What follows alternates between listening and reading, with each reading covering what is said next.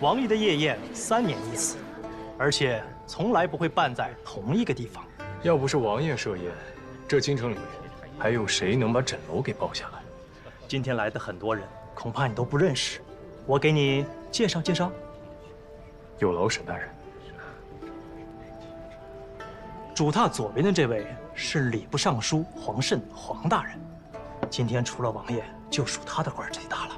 黄大人旁边的是湖广布政司右参政韩伦，他们2位是同乡，想必这会儿正在叙旧。主榻右侧的这位是吏部侍郎王世奇，王大人旁边的那位是定州布政司左参政李福。你说他们在聊什么呢？是不是在请王大人把他调回京中啊？俗话说天高皇帝远，这京城里高官如云，地方官吏能在自己的地界当最大的官，干嘛要回京城寄人篱下？只为鸡口，不做牛后。臧大人，就你这番话，哪里像是刚入官场啊？难怪王爷如此欣赏你啊！沈大人言重了。王爷来了，王爷来了。谢谢王爷。哎呦，大家都来了，王大人。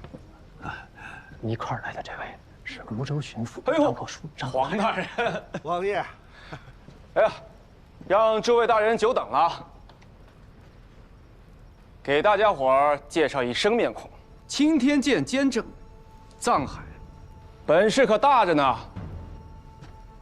在下臧海，承蒙王爷厚爱，今日有缘与各位大人相识。我看过臧大人的奏本，别有一番大刀阔斧之势吧？那你们今天可都小心着点儿，别得罪了臧大人。下官可不敢。论奏本上的功夫，下官可真是班门弄斧啊。臧海，大家都是同朝为官，他们与本王也甚是亲厚。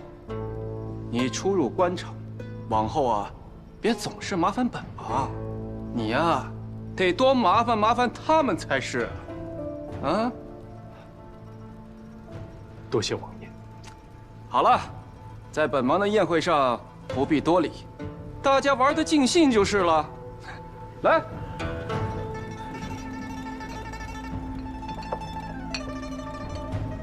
想必诸位大人都见过皇上了，那这第一杯酒，还是要敬皇上，祝皇上龙体安康，也希望诸位大人同心合力，替我皇兄分忧，请。请。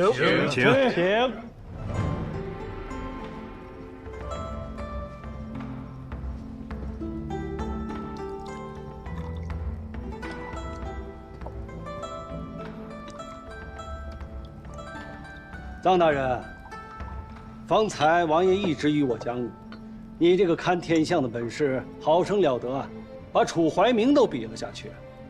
那都是楚怀明咎由自取，不仅自己的事儿做不好，还想着害别人。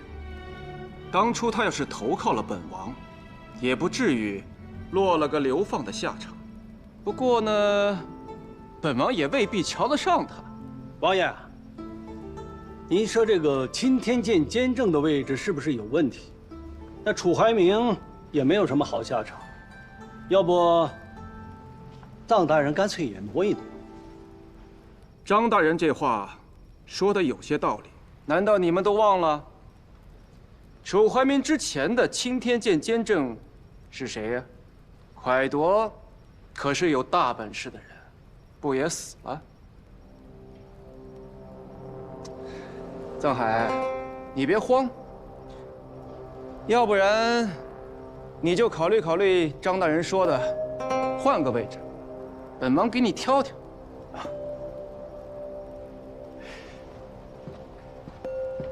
多谢王爷。不过下官对钦天监心有所属。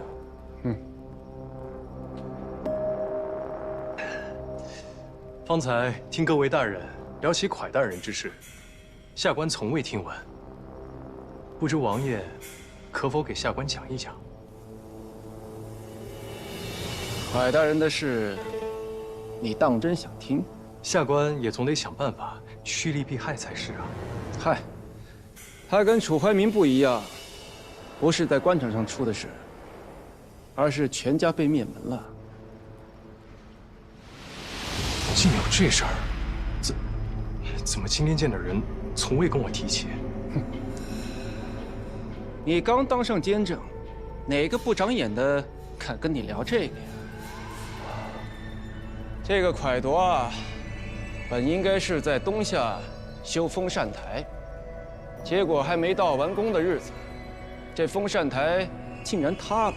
他呢，偷偷地跑回了京城的家中，却不明不白地被盗匪劫杀，全家被烧了个面目全非，无一人生还。蒯大人竟然遭遇了这样的事儿。依王爷所见，会不会是仇家所杀呢？哼，要不说臧大人就是聪明啊，本王也是这么想的。后来还去调查了此案，蒯夺家中财物遭洗劫一空，后来这些盗匪也被抓住了，重刑之下也认了罪，此案才了了。那些盗匪最后怎么样了？按理说呢，有几个罪不至死，但蒯大人那可是五品监正啊，朝中对此事愤慨的大有人在。当时还是户部员外郎的赵大人，更是上表请皇上严办此事，最终无一流放，全都杀了。王爷，下官有一事不明白。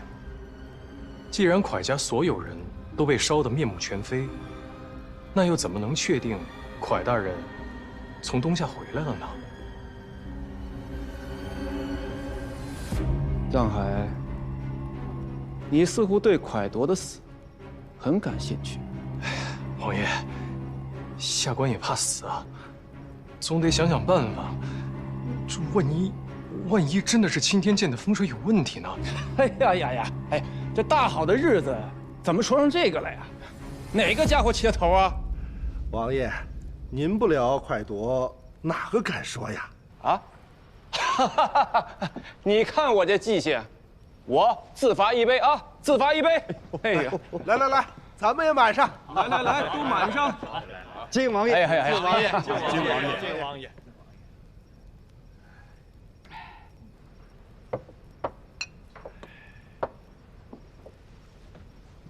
沈用，王爷，你不是说今日请了金钟花魁吗？怎么还没到啊？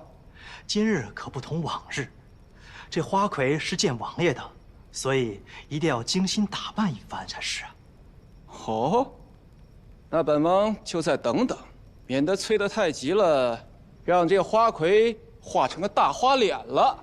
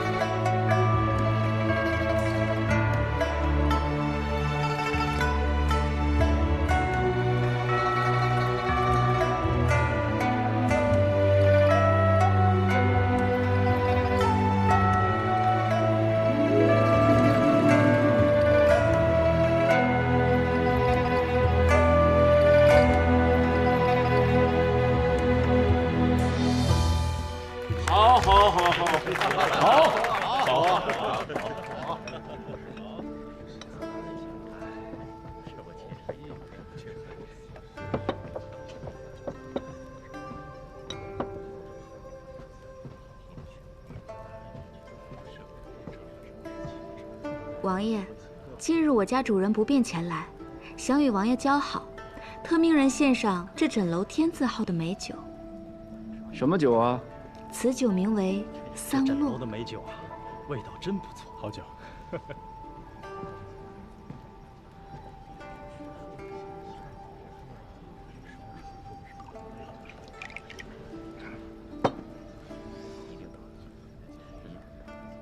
王爷，这什么酒啊？香。王爷，可否赏下官一口尝尝？想都别想，这瓶酒还不够你们一人一口的。好了，今天这闲事也都谈完了，把你们准备好的那些个宝贝都拿上来吧。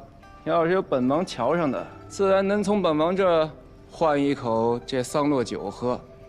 臧大人，王爷每次设宴都会有鉴宝的习惯，若是真有王爷能看上的，就可以从他那儿换样别的回来。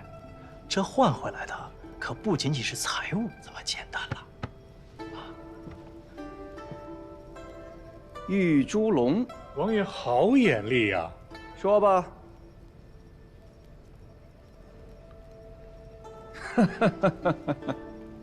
赏。王爷，下官最近得了这么一件奇物，打开瞧瞧。是。王爷，请看。这物件有何特别之处啊？据说是阴兵所带之物。阴兵？正是。阴兵不是只存在于传闻中吗？能用得上这个？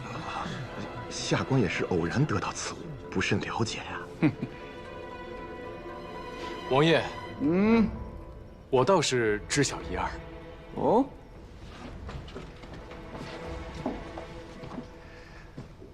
我曾经听一个从边疆回来的老族说过，这阴兵只有肉，没有血，哪怕是刀剑砍下去，伤口很快就会愈合。大军过境，尸横遍野，相传他们是被一件宝物召唤而来。宝物？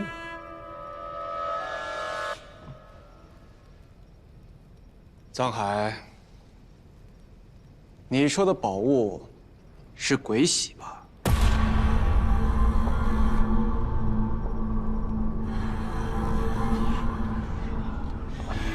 鬼玺啊，原来这个宝物叫鬼玺。老族说他没有见过，还说见过的人都已经死了。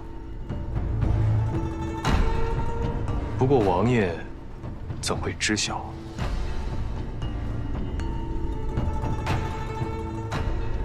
本王的父亲就是因鬼玺而死。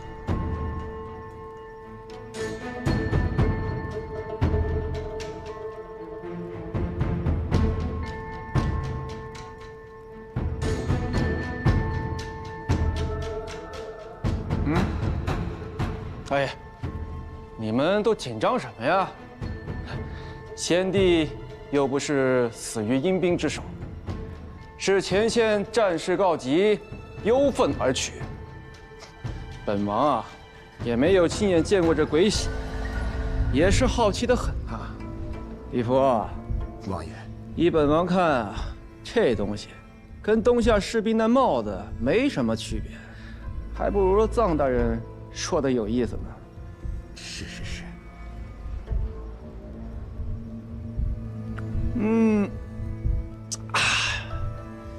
好了，你们的东西啊，我也都看完了，但都没有这宝贝让本王喜欢。瞧瞧，这折三钱，前不久在唱卖会上还出现过一枚，我特地找人去买，结果还是让人给抢了去，听说花了不少银子。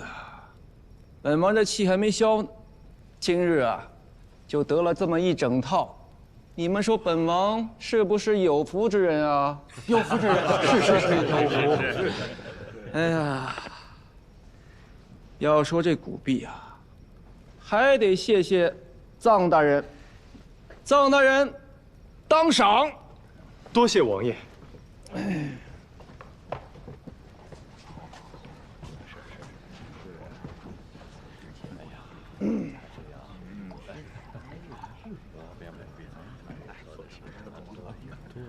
臧大人，祝你官运亨通。多谢姑娘美意。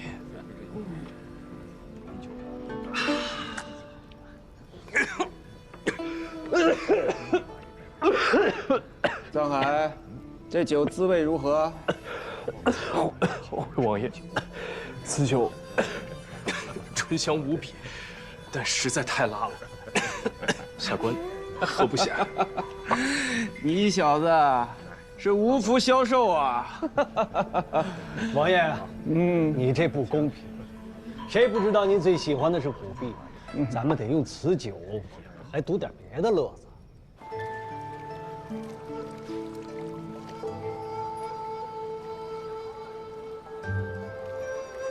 哎，这酒啊，本王啊，今日不知不觉喝了好多杯。哎呀，不行了，那个沈用啊，来，哎呦，扶本王去后面休息休息。慢点，哎呦，等等，哎呦，本王可不能落下我这宝贝。慢点。你们都别偷本王酒喝啊！不敢。哎呀，走，王爷慢走。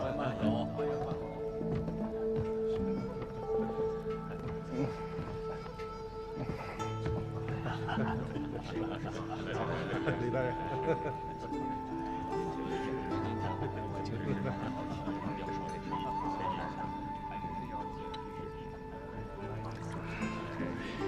香小姐，臧大人，喝酒。香小姐，你怎么会？怎么，你是嫌我倒的酒没有王爷倒的好喝？我没有这个意思。那你喝不喝？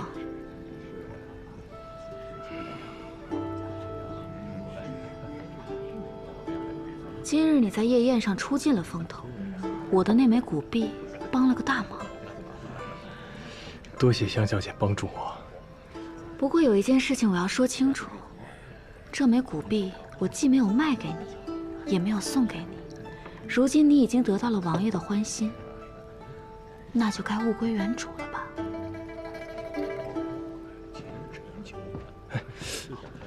行。哎，臧大人，沈大人。哎，臧大人，你这可不对啊！这里边怎么还有酒啊？哎呀，沈大人，我这实在是喝不下了。哎呀，臧大人，王爷可说了啊，你今天得尽兴，你可不能拘着啊！来，来。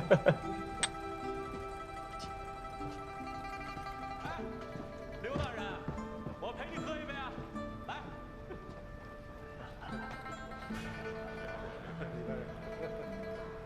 王爷，王爷，醒醒，继续喝啊！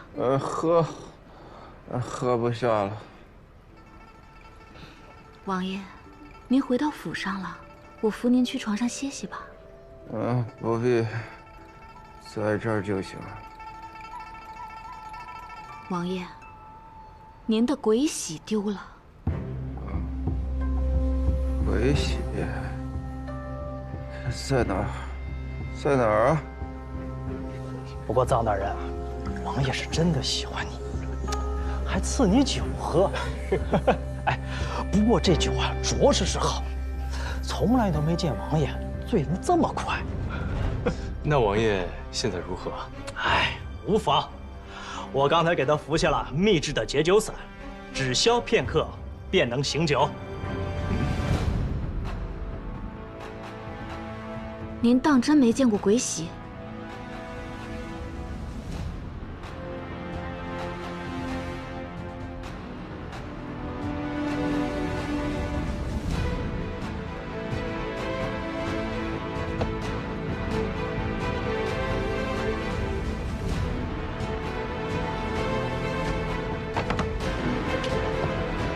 站住！什么人？奴家是来服侍王爷的。你刚刚是在跟本王说话？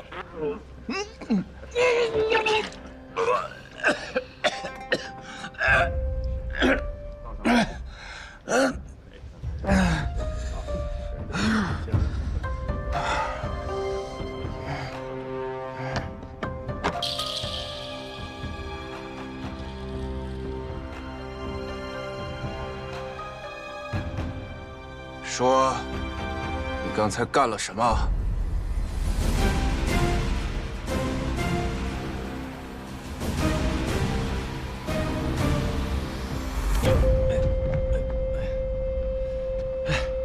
王爷，哎呀，您看，这是什么？呀，您都把折3钱忘在外面榻上了，这要是丢了，下官上哪儿再找一个去呀？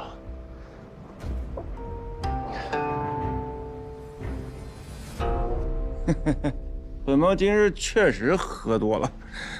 哎呦，还杵在那儿干嘛？还不快去把王爷的拓本换个新的！快去！好你个藏海啊！又给本王找来一枚这折3钱。那王爷，不如您再赏我一杯您的美酒。方才下官喝第1杯的时候被人笑话，这下官怎么着也得把自己的面儿给找回来，是不是？赏，多谢王爷。那下官讨酒去了。等等。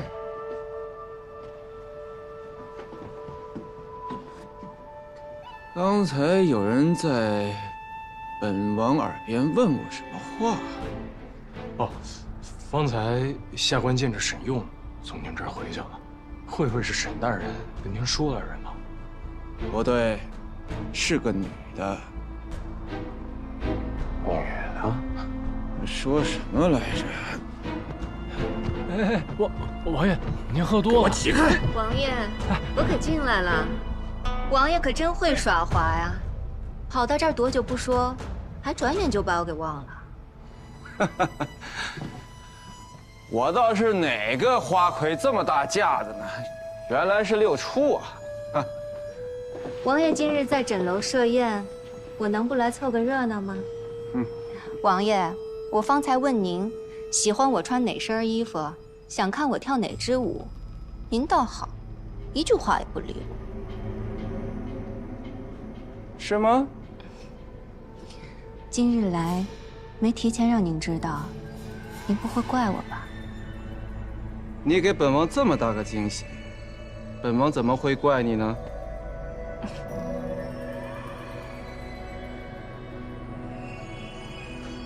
六初，给你介绍一下，这位是本王新交的一朋友，任啊，下官任青天剑监正啊，藏海。对。模样还真是俊俏。下官见过六出姑娘。姑娘，好多年没听人这么叫过了，还真是新鲜的很呢。王爷，我特意准备了一个新舞，您何不一驾观赏？好啊，六出姑娘。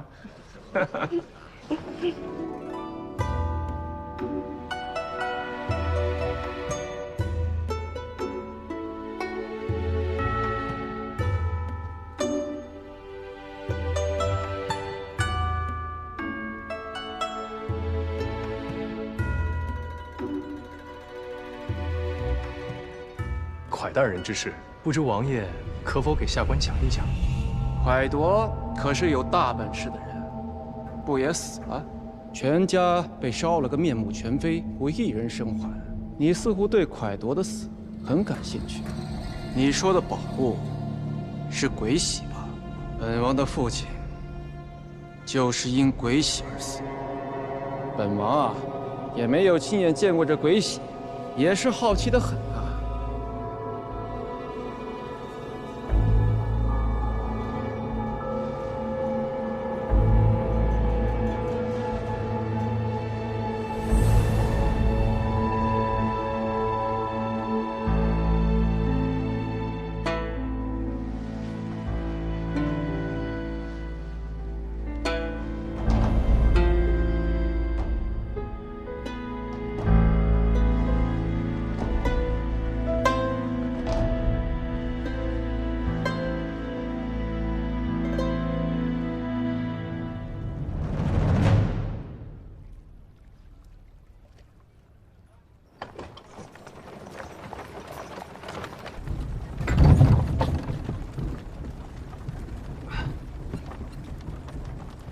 醒了。六叔师傅，你喝这么多呀，连自己怎么上的马车都不记得了吧？可惜聊了那么多，还是不能确定永荣王爷是不是第三人。他不是，你不必再查了。因为你家出事的时候，王爷正好在夜宴上。就在我家北面门那晚。都过去这么多年，我还能记得那天晚上的大火。宴会定在一艘画舫上，我当时也在。众人黄昏上船，画舫顺着广济河一路往东北方驶去，天亮才靠岸。还是王爷先发现，远处的天边映得通红，大家才出去看的。也就是说，那一晚赴宴的人都不可能参与我家灭门。是啊，高明一跟我说你要去拜访王爷，我就赶紧想办法过来，省得你白费功夫。多亏师傅今日来解围。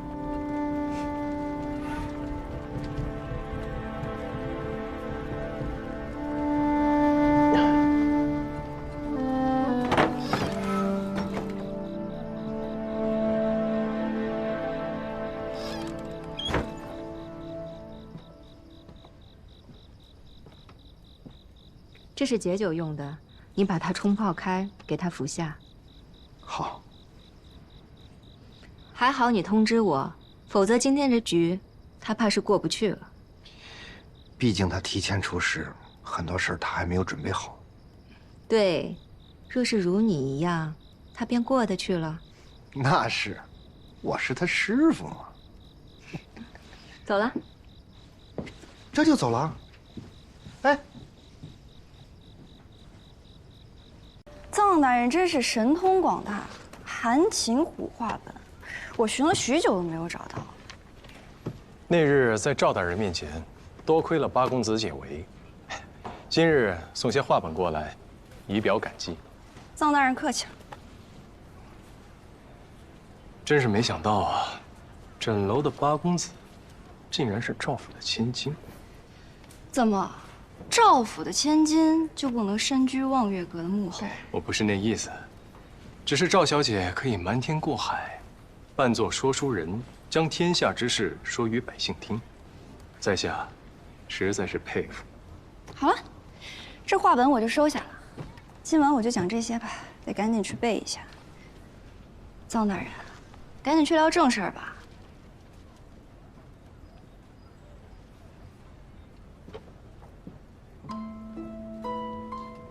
香老板，臧大人来了。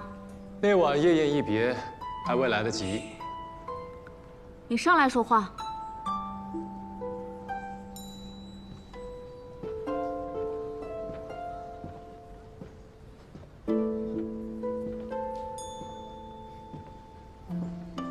香老板，桑洛酒被你喝没了，薄茶一杯，凑合着喝吧。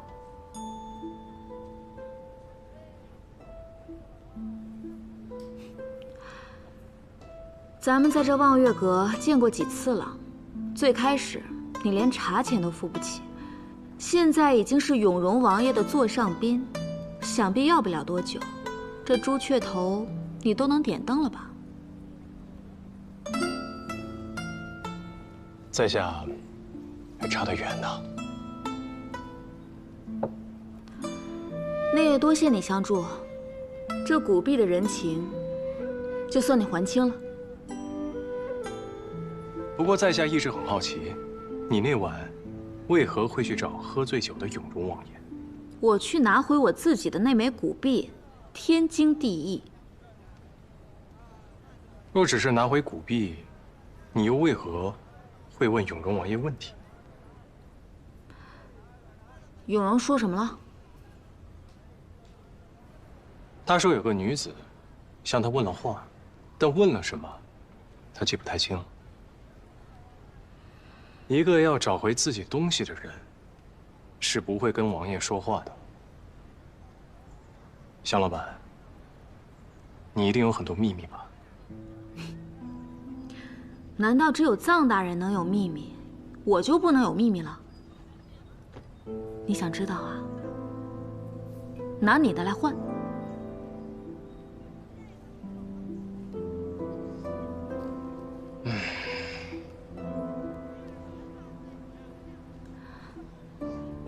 实不相瞒，我这个人有一个最大的优点，不该打听的绝不打听。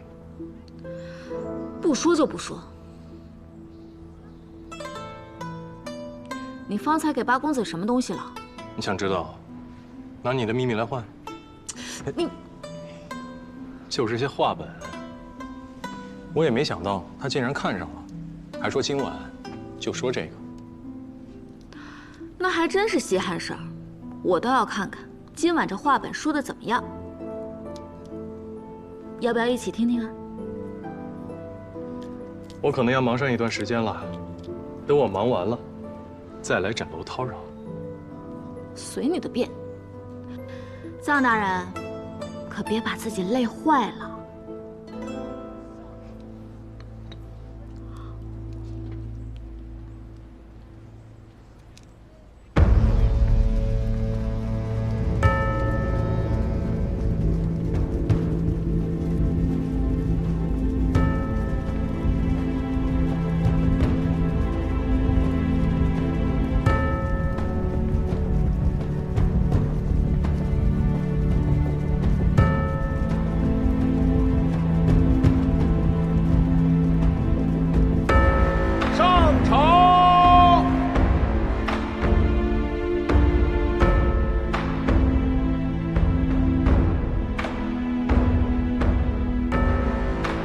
皇上今日在含章殿批阅奏本，不来上朝了。各位大人，今日可有事要奏？臣有事启奏。礼部有何事啊？距春闱已不足半年，礼部已算过，需朝廷拨款白银10万两。1月前，内阁已递上票拟，但迟迟未得批红。黄大人有所不知啊，这份票拟一直呈在含章殿的御案之上，倒不是有意压着，只是今年工部造桥修路，户部赈灾济民，眼下国库亏空，6部个个都在伸手要钱。若真得花费10万两，不如就改3年1试为5年1试，也可替朝廷分忧啊。科举延期2年，只恐怕会影响官吏全选。石大人多虑了，官吏的选用，吏部可以举荐嘛。就像近日刚刚上任的臧大人，不也是侯爷举荐而来的吗？多谢曹公公夸奖。这钦天监监正必须是堪舆大才，非科举可选。千里马常有，伯乐难寻。这6部官吏的任用，石大人才是伯乐。既然侯爷这么说了，那石大人，你觉得呢？科举由礼部负责，吏部就不多言了。此事容内阁再做商议。黄大人，不妨拟一个新的奏本，看看这开支能不能少点。各位大人，还有事要奏吗？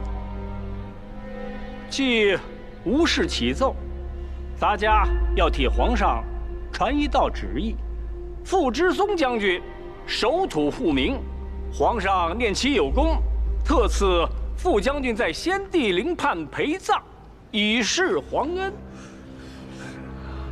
藏海此前修缮皇陵，陛下甚为满意。依我看，傅大将军的葬仪就交给青天剑负责吧。2个月时间，应该是绰绰有余了吧？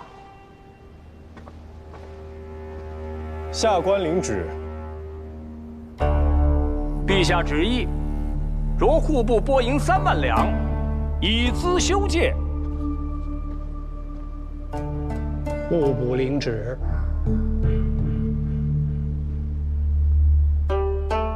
有劳诸位大人，今日就退朝吧。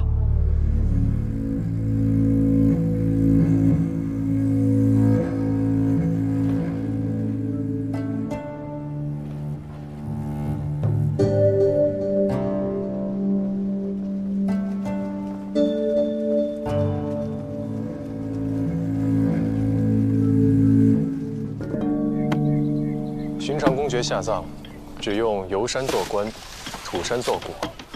但傅大将军劳苦功高，皇上恩许他的棺椁，用心思难补。是大人，我清楚了。世学，青天剑其他司近日都公务繁多，只有你能腾出手来帮我。监工一事交给你来做，务必要仔细谨慎些。大人放心吧。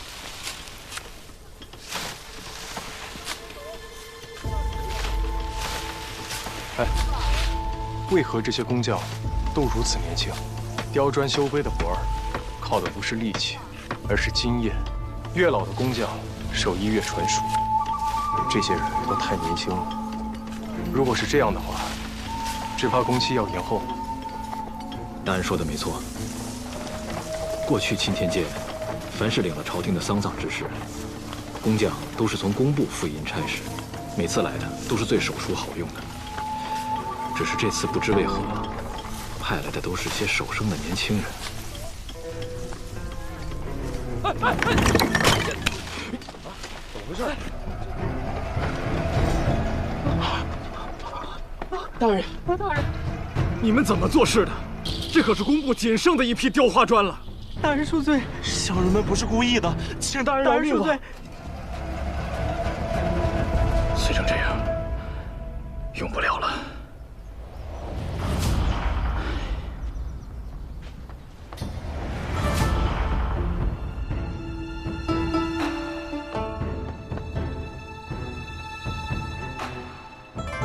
臧大人，臧大人，大公子，大人，昨日我大人拦不住啊。是。大公子，昨日我递的帖子，您哎，在这儿你得叫我大人。是。庄大人，下官前来是为了增加修造坟冢工匠一事。我在工部也批过不少营修的事项，从未有人对工匠的指派提出过异议。怎么就你有问题？回大人，这一次的工期实在太短，雕修将军的坟冢又需要大量的营造经验，没有熟手，这次恐怕难以如期交付啊。还好工部有您在，下官这才过来讨个自家的人情，求您帮忙啊。自家的人情？这自家的人情恐怕也分人吧。你这有事来找我商量，帖子却比人先到，看来你也没把我放在眼里。你这是把我当成自家人吗？既然如此，那我也就公事公办了。你想要人是吧？不巧，天凉了，这工人都被派去修葺皇宫各殿了。你说我这既没钱又没人的，怎么帮你啊？大人，您有所不知，傅大将军下葬一事，关系到侯爷交予我的一项重任。若是办不好，下官担心会误了侯爷的大计呀。我爹？这事儿跟我爹有什么关系啊？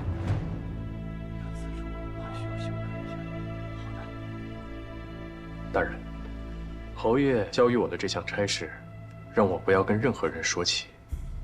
您若是不信，可以自己回去问问侯爷。可若误了这个差事，你我都担当不起啊。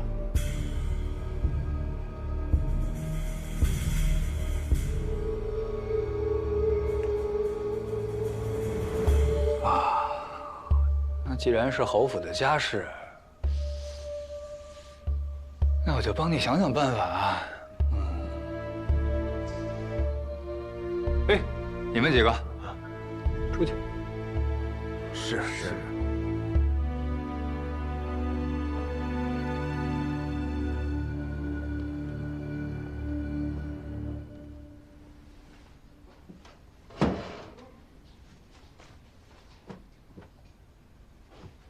此事呢，也并不是全无办法。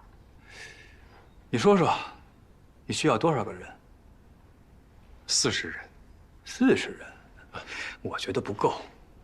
皇上重视傅大将军，这坟冢要修得又快又好。这样，我给你80人。大人，下官用不了这么多人啊。哎，你提80人。我给你40个人，保证不耽误工期。这剩下的40人呢，我就不请了。至于这多出来的款项呢，咱们拿来上下打点为用。你觉得如何？大人，您这是要吃空饷啊！绝对不可。若是被曹公公知道了，没有办法交代。哎呀，曹公公不会追究的。这朝廷上下谁没有干过这种闪转腾挪的事儿啊？此事不同。万万不可！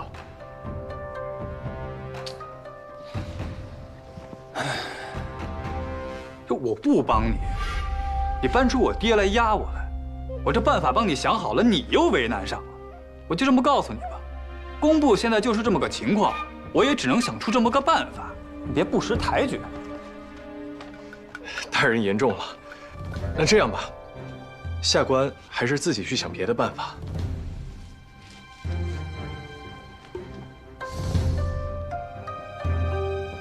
不知好歹的东西！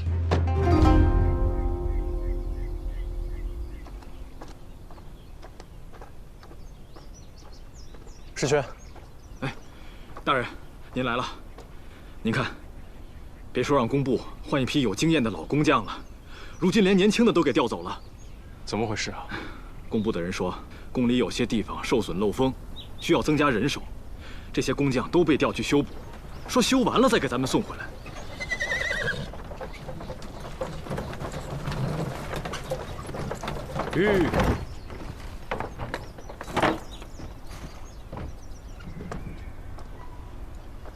在下陆然，是都尉司的一个小官。青天剑不辞劳苦督办傅之松将军的葬仪，曹公公特遣本官来慰问大人。这盒子里是些点心，大人将就着吃。多谢陆大人。大人若是方便的话，不妨带我进去转转。请。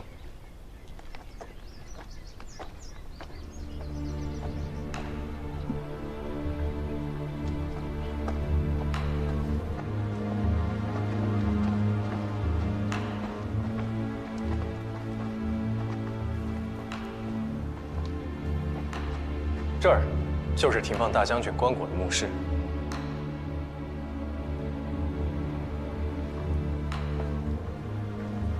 人死了之后，就葬在这么一小片地方，不算小了，许多人只埋的一张草席这么大。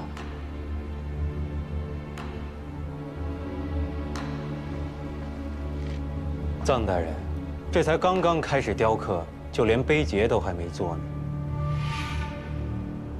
这可是个大工程，就你们2个，人手够吗？是啊，本官也正苦恼呢。可如今寒露将至，这宫里许多地方都受损漏风，工匠们都被调去修补了。这事儿我也听说了。修补皇宫要用人，那当然得调派人手紧着皇上的事儿先来。所以你这差事确实也是不容易。以前很多官员遇到难事儿，都以为是上头在压自己，气急的写了奏本就要撞死在皇上面前。公公的意思是，你现在如果被逼急了，要参，可别参错了人，否则撞死也是白死。不过话又说回来了，世上无难事，只怕有心人。臧大人要是实在过不去这个坎儿，也可以在别的事情上用用心。这我就有点听不明白了，不知陆大人可否提点的深一点？那我就直说了。公公今日遣我来呢，是怕你误会了他的好意。曹公公力排众议，要你负责副大将军葬仪的事儿，是看中你能力过人又办事稳重，这才给了你个在皇上面前表现的机会。这是旁人求都求不来的。多谢曹公公厚爱，下官感激不尽。公公后日要办家宴，会宴请朝中一些要好的官员。大人若是不忙，倒是可以过来凑凑热闹。若是能讨得曹公公的欢心，未来很多事情都会方便许多。啊，行了，今日差事办得差不多了，走了。哎，对了，差点忘了，还得给你封请帖，不然你也进不去曹府的门呀。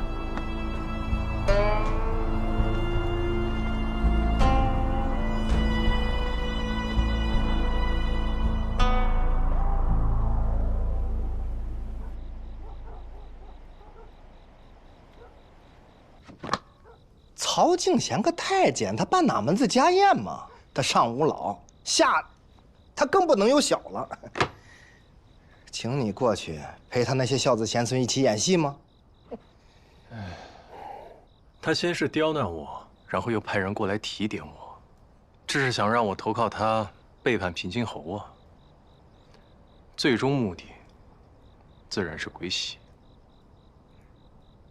哎，陆然此人如何？此人应该也是曹敬贤的义子，说话滴水不漏，也不是个好对付的。阎王一躲，小鬼难缠啊！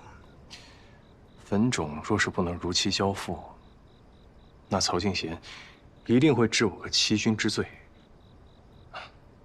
恐怕到时候真的得去见阎王了。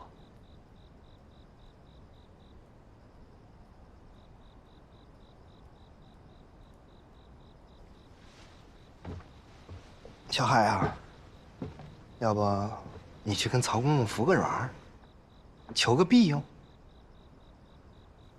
师傅，您是想让我跟都尉司那些人同流合污啊？平津侯尚且不干涉我如何当青天剑监正，若是我投靠了曹敬贤，他可容不得手下有什么清流啊。为师跟你讲过，朝堂有朝堂的险恶。当了官儿，虽然查东西方便了，但会遇到更大的困难。你学了这么多东西，这个不可能不会的。可我的初衷，从来都不是为了当官，我只想要报仇。那我问你，报仇最要紧的是什么？找到第三个仇人。错，是你要活下来。你刚刚上任钦天监，就经历了这么多事情，还要在朝堂上面对荣禄大夫和掌印太监，不能有任何的闪失。所以，好官坏官，你都得会当。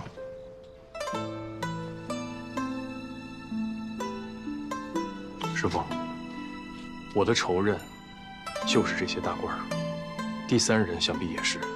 仇，我是一定要报的，但是无论如何，我都不能变成他们那样的人。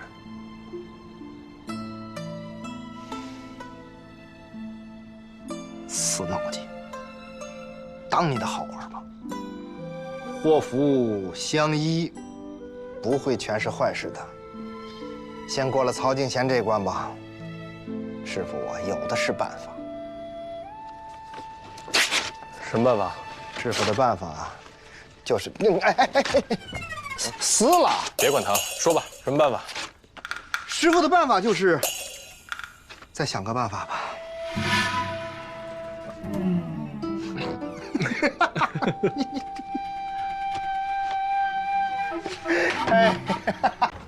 侯爷的意思是，臧大人以后可以自由出入书房，不必再中转了。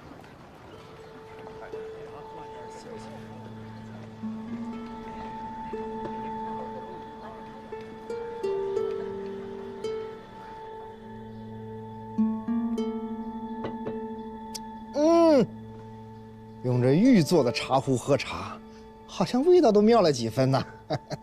您要是喜欢就留着吧，反正以后也没了。昨日一事，全京城的人都知道了，今日便再也没有人来送礼了。这礼呀，收与不收都是两难，不收吧，未免显得太清高，让人猜疑。但我也不能真的收。杨真跟着平津侯10几年，平津侯对他的秉性了如指掌。杨真能肆无忌惮的收礼，我却不能。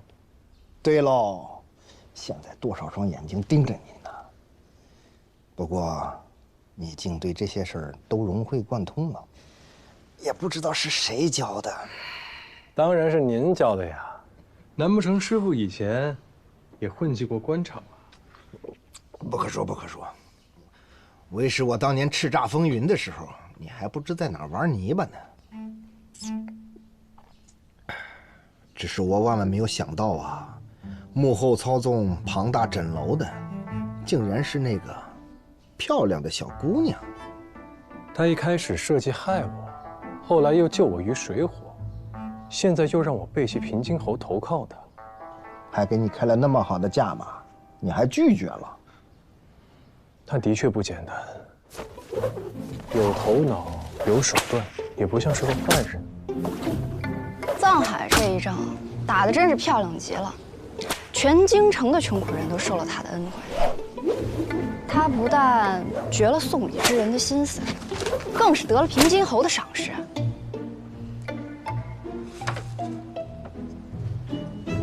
你失算了。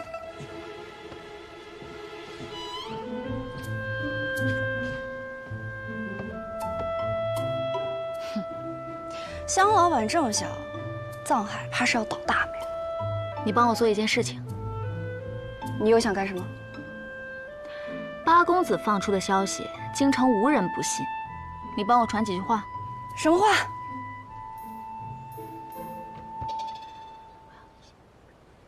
不行，我向来只说实话，从不造谣。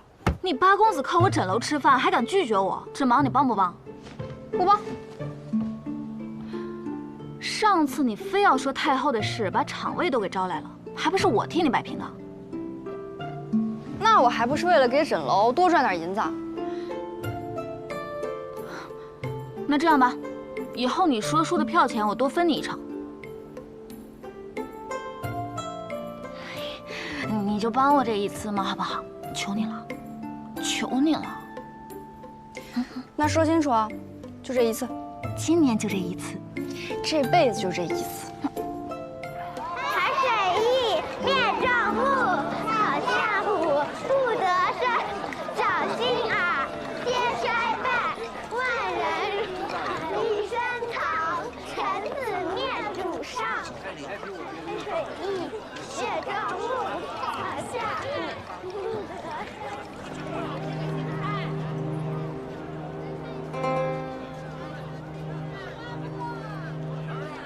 先是传你是替平津侯寻找长征不老树的方士，又说你是正地安插的奸细，最离谱的说你是平津侯的私生子。猜到是谁干的了吗？枕楼，这恐怕是你得罪那位香老板的后果。别的师傅不担心，可偏偏那句童谣“海水艺，叶壮木，草下火，不得生，爪心耳，皆衰败”。这童谣的意思是说，你进入庄稼，意有所图，欲行不轨之事，颠覆庄稼。5、6个妖孽一起散出来，还真有一个让他给蒙对了。这些谣言看似笑料，实则厉害，已经将我置于危险之中了。哎呀，说者无意，听者有心呐。小海，趁此时还未横生波折，我看你去趟枕楼，给那位香老板道个歉。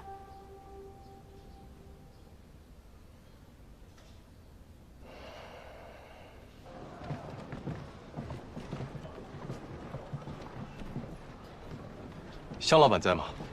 我家主人这几日出门了，大人请回吧。那他何时回来？小的也不知道。那他……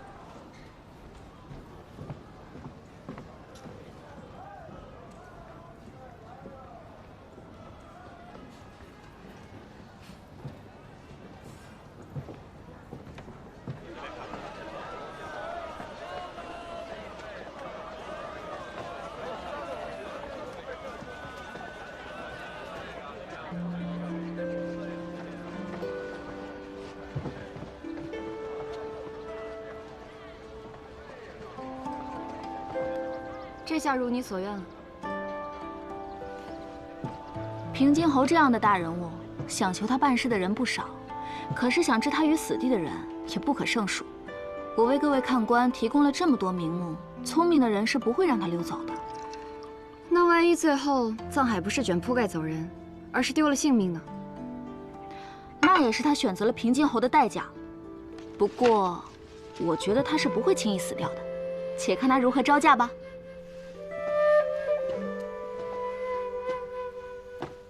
大人回来了。这些礼物又是谁送的？这些都是今日新送来的，没有留下名字。看来还是有人不愿放弃巴结大人您呢。行，我知道了，你先下去吧。是。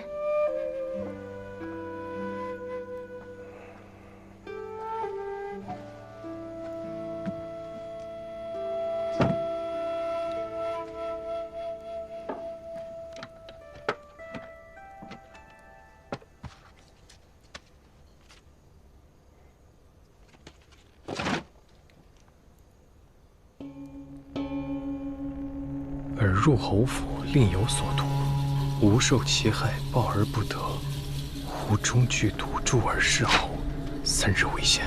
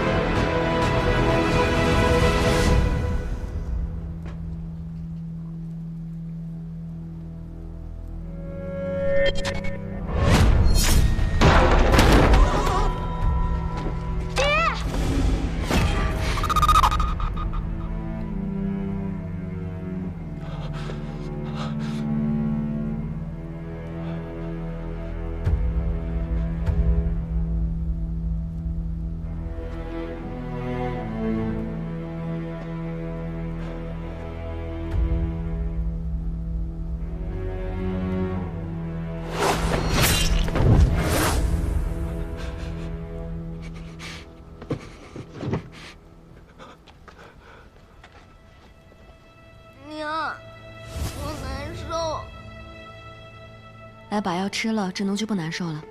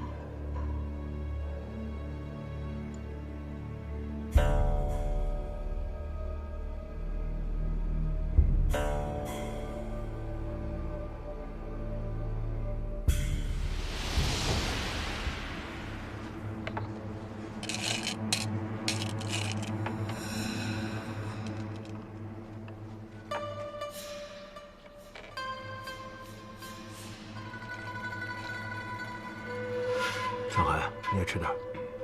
丫鬟每日未时送来茶点，有时送来晚饭。这期间一直有管家跟随，无法下手。或许唯一的机会是和平津侯独处时，当面下毒。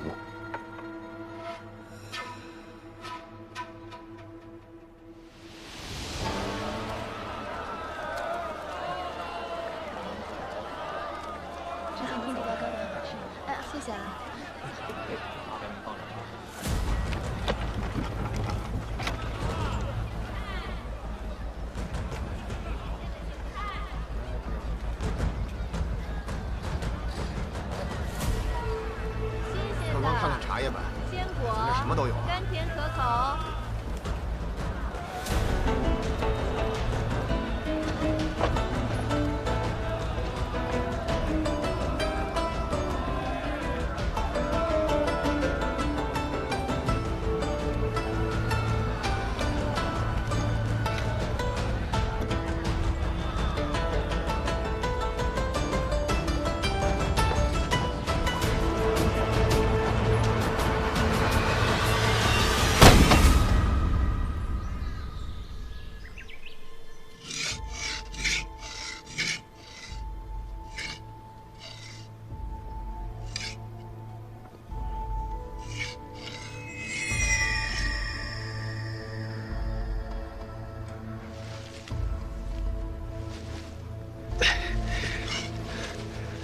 哟，醒了？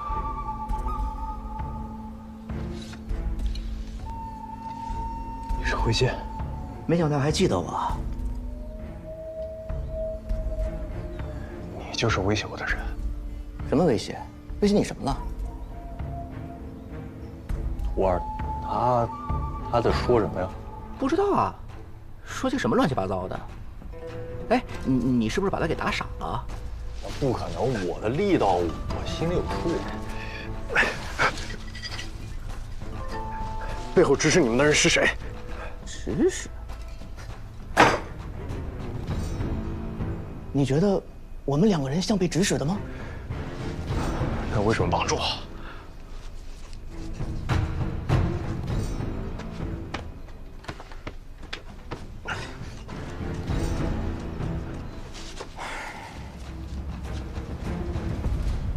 实话告诉你吧，我想找你帮个忙，借个东西，你的脸皮，我想把它割下来，戴在自己的脸上。你想用我的脸皮冒充我？是的。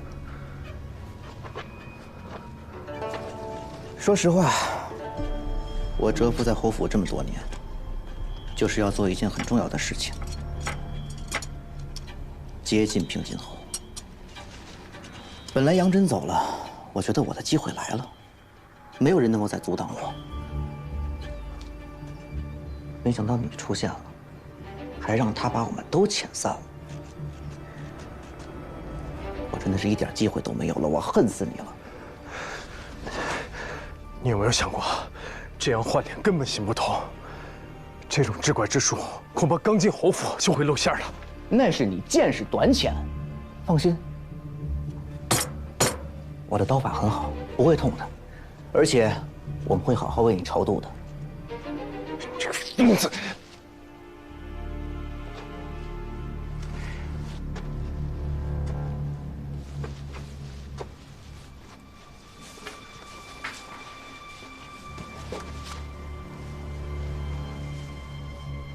其实。我很抱歉，但我也真的实在没有办法。不过我也不会苟活太久，到了下面，我会亲自向你赔罪。哎，石雷！你怎么绑的绳儿？我绑的挺紧的呀。这小子有劲儿啊！你这按住了。岳八剑。还算有见识。你这道具哪儿来的？与你无关。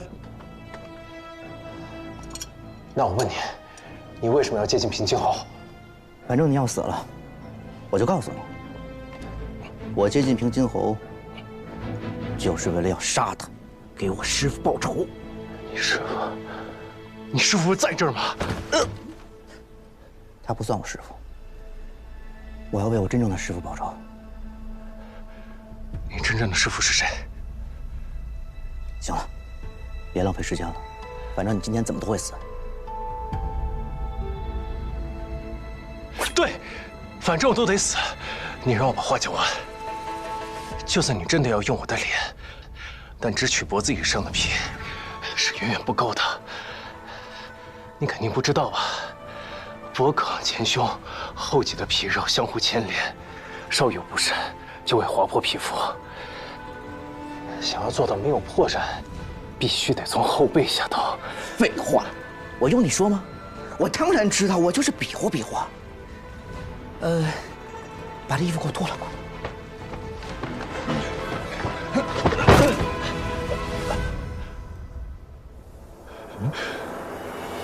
怎么了？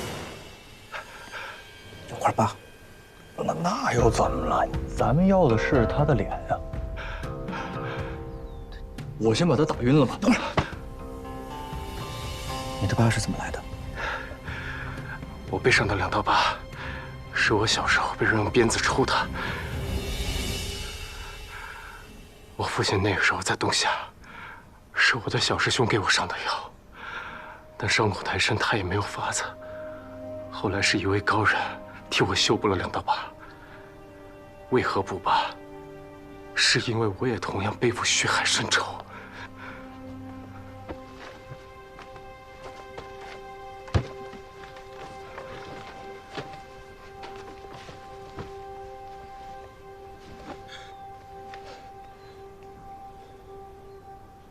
你是？我师兄3岁的时候，被我父亲捡回家收为徒。我小时候常常与他一块上山看鱼采药，一起逃课受罚。我做错了事情，总是让他替我顶过，我总是捉弄他。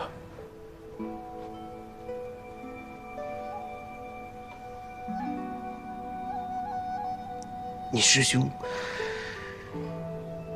当年是不是因为犯错被罚到了后山，没能和师父师娘一起死？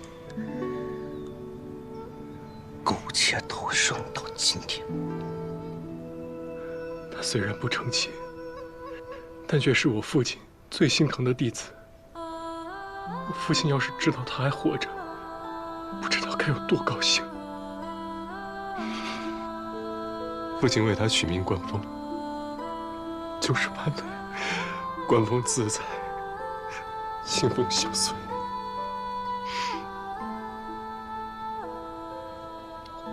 我就是关风，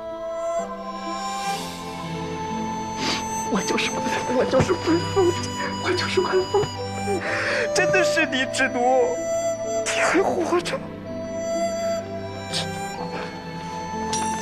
活着就好，活着就好，活着就好。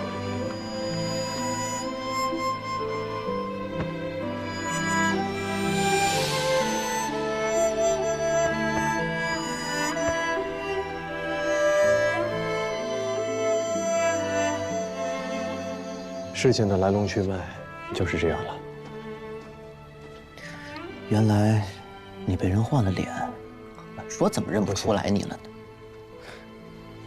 你也不是当时那个小胖子吧？哎，我们都改变了太多了。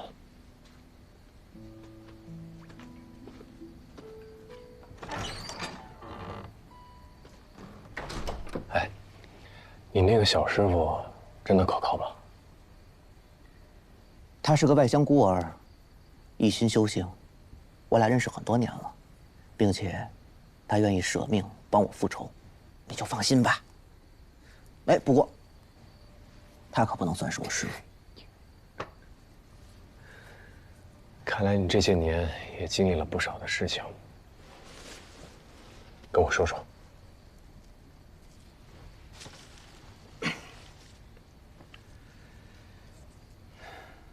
那日，师娘不是罚我去山上砍柴思过吗？刚入夜，我看到师傅从西南面回来，我心想，师傅回来了，师娘一定很高兴，兴许就不罚我了。师傅，我就连忙往山下跑。快要到家时，我突然听到了惨叫声，发现门口围了好多人，手里还拿着刀，我就赶紧躲了起来。这时，我看到有一个人从里面出来，就是平津侯。我还看到师傅和师娘被他们抬了出来，我吓坏了，不知道发生了什么。等他们都走了，我赶紧往家跑，可火烧得太大，我进不去。救命！快来灭火！李叔，我想去找邻居帮忙，可是门一打开，里面全是尸体。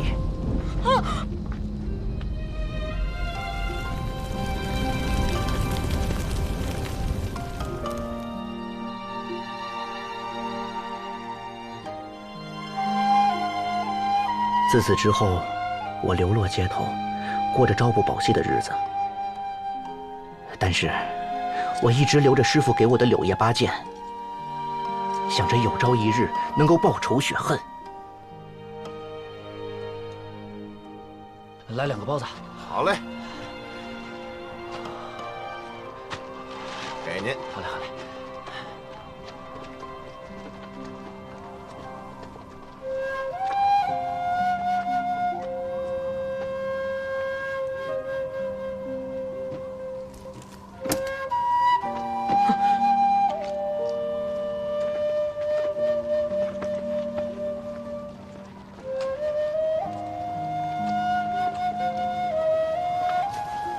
老板，哎，来了，包子钱。好嘞，谢谢。可以吃了。那日，我遇到了石雷和开真散人，他们收留了我，并让我做了石雷的徒弟。开真散人病逝之后，我便和石雷相依为命了。然而，在我的人生中，唯一没有放下的，就是复仇。所以后来，我想尽了办法进到侯府做幕僚。都怪我，没本事，这么多年一直都没有接近仇人。不过还好，现在有你在，咱们一起复仇。现在你是侯府的第一幕僚，怎么样，方便下手吗？其实有人在你们之前就逼我杀掉平静侯。我正打算铤而走险，就被你们抓来了。就是你说威胁你的人，会是谁呢？目前还不清楚，但是谁都不重要了。反正我也会杀了平静侯。刚才你说有一个很关键的东西是什么？平静侯当年杀了我们家这么多人。就是为了找我父亲从东夏带回来的一样东西，不过他没有得逞。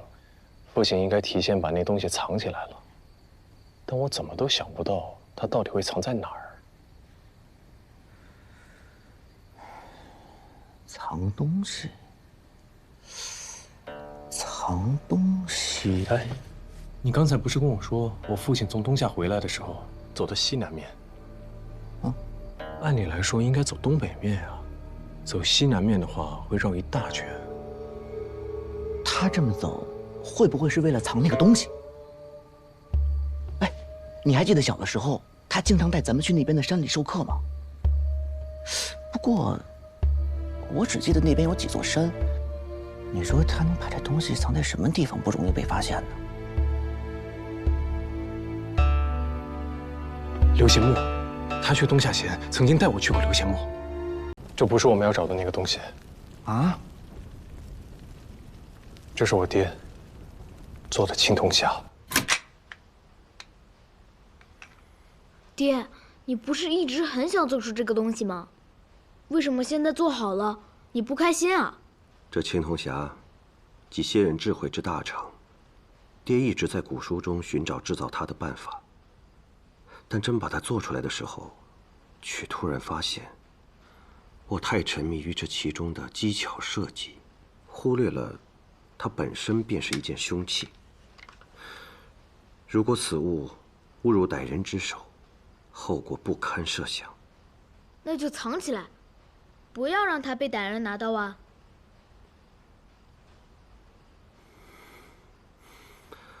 智奴真聪明。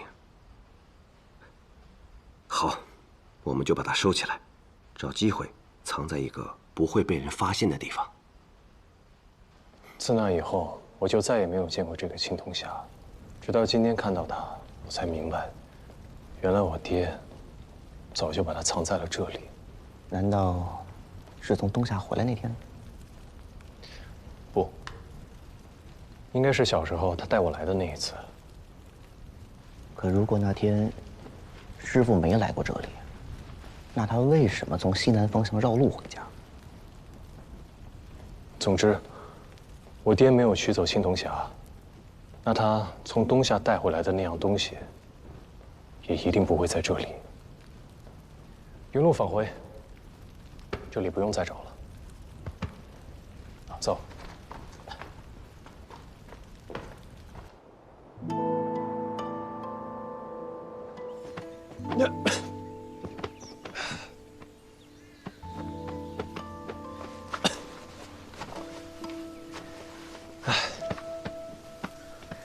志东，没能拿到你要的那样东西，接下来我们该怎么办？也不是完全没有收获。这个青铜匣威力惊人，比起当面下毒，有了它，机会已经大了很多了。那我们一块儿去杀了他。我也可以帮你。哎，不行，以我刚刚相认，你现在就是我唯一的亲人了，我不能让你跟着我一起去冒险。可是我也不能让你一个人去做这么危险的事情啊！关峰，你相信我，我已经有了全身而退的计策。你确定？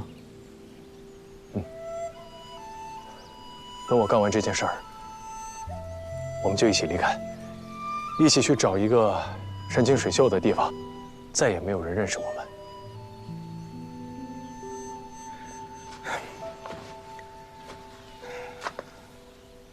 志东，你从小就比我聪明很多，你的办法一定是好办法，但是你一定要答应我，平安的归来。你放心，还有一件事情交给你俩，把这个盗洞用土回填起来，方实一些。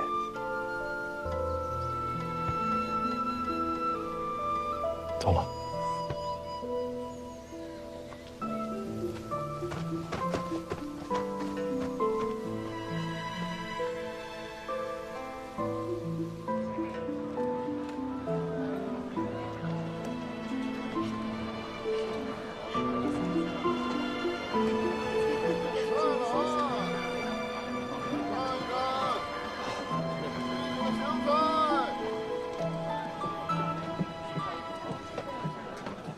小哥，将这封信交给你们库房的那位先生。好。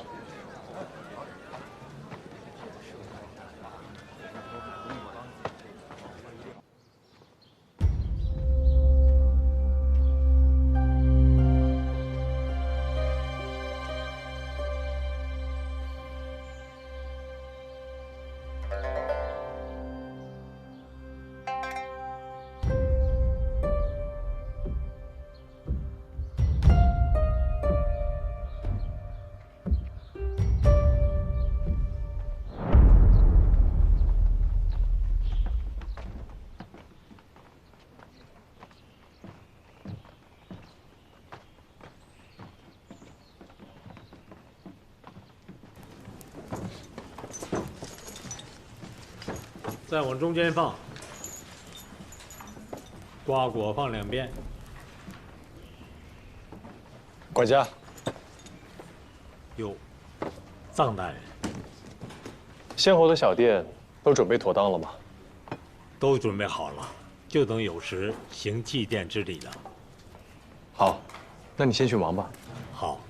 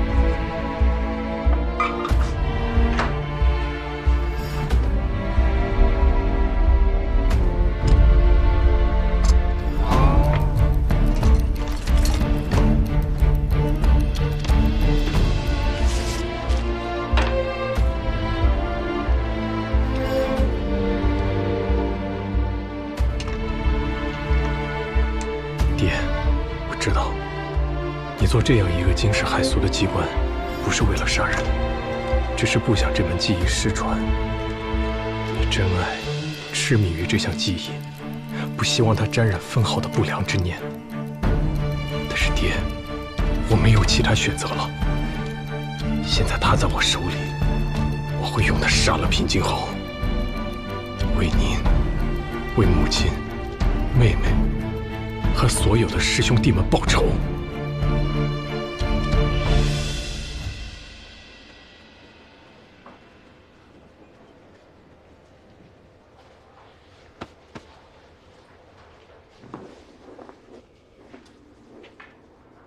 臧大人，在做什么？我方才想了想时辰，今日酉时西祭，万物已入，酉为酒气，又有丰收之意，所以我将酒樽挪到了左边，以示尊贵。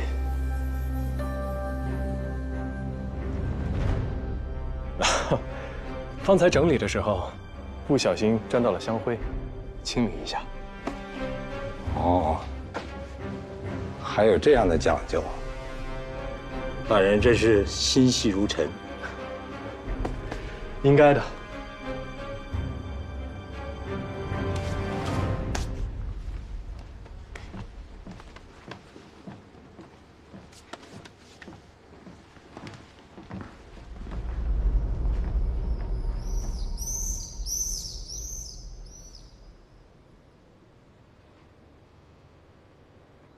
侯爷，时辰到了，该上香了。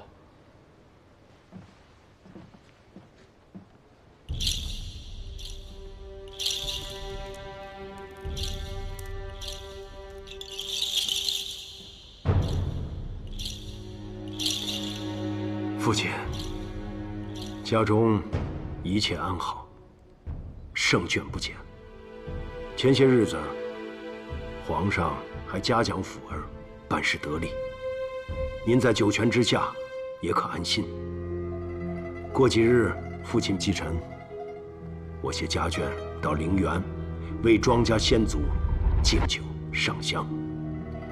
儿子绝不负您的嘱托，保业守成，让庄家永续。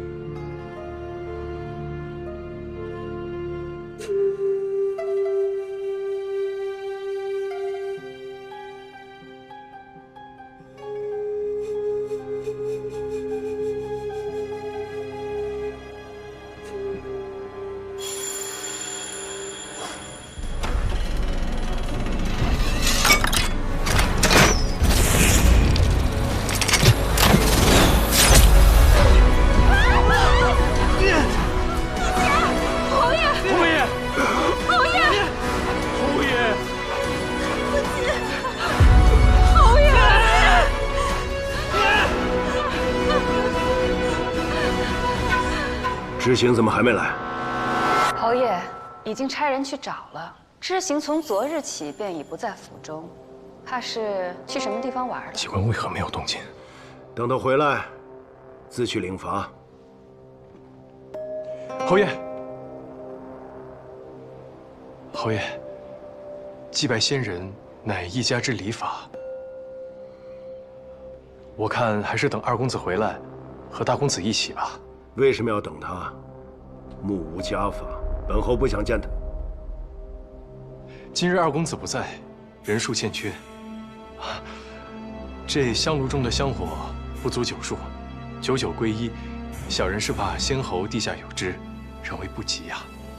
先侯征战四方，豪迈洒脱，从来就不相信这些。就算泉下有知，求的也不是99归一。不过，你为何如此紧张？从刚才起，你就看着这个香炉，有问题吗？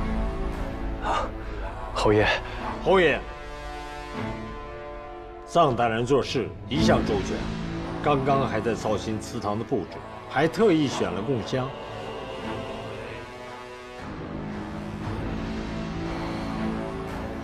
这香有何不同？侯爷，这就是此前臧大人用的香。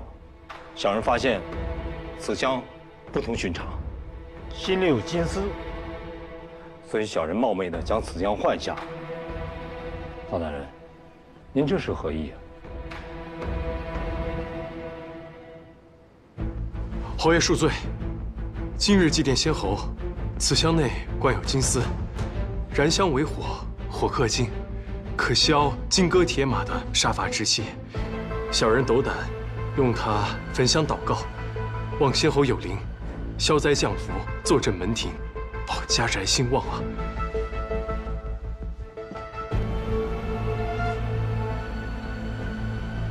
庄山，在。去看看这香炉。是。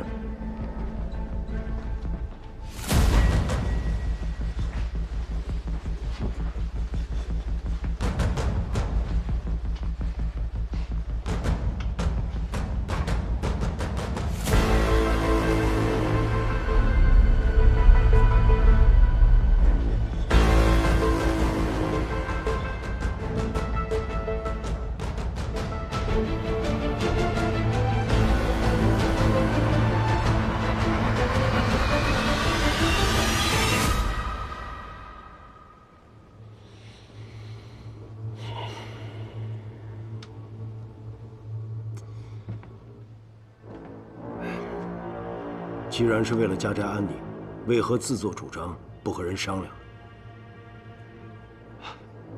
侯爷刚硬强妄，小人怕侯爷不信这些风水玄说，听了心烦，所以小人便擅作主张，还望侯爷降罪。本侯就是火命，不然这些年怎么立下赫赫战功？庄山，侯爷，藏海是为侯府着想，你坏了他好意，该罚。小人自作聪明了。继续吧。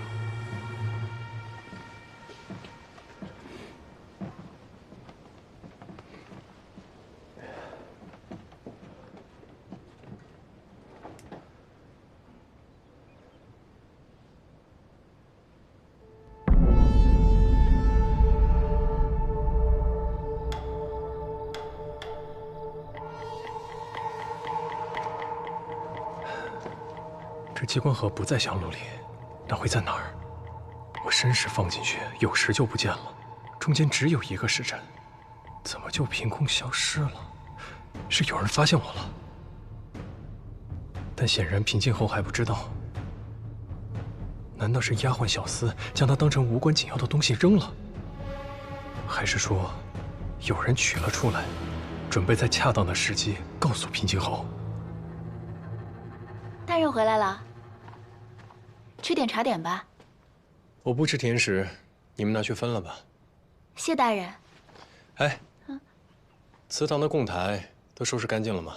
回大人，都收拾好了，贡品早就被丫鬟婆子们分掉了，祭祀用品也归置妥当，清理出来的阿扎已运往后院，一会儿就叫车拉走。行，我知道了，你先下去吧。是。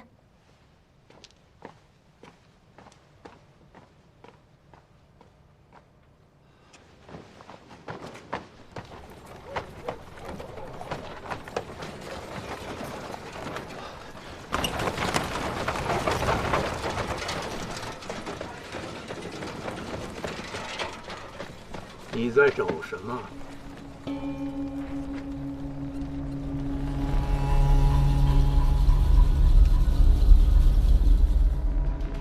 是在找这个东西吗？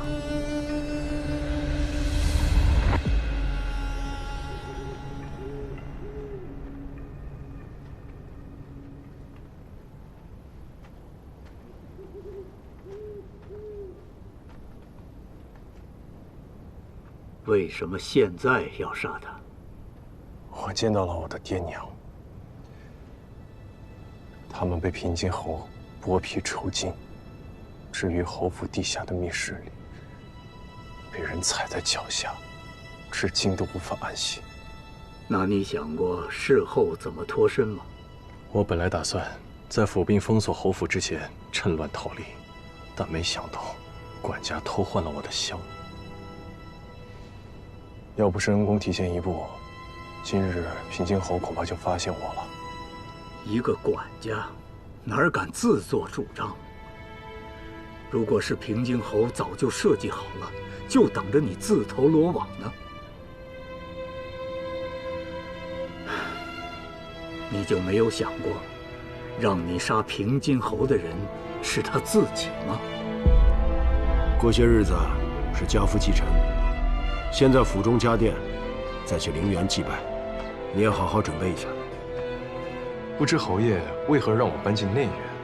按规矩，幕僚都住舍人府的。当年杨真杨大人最得势的时候，也没能搬进侯府内院来住。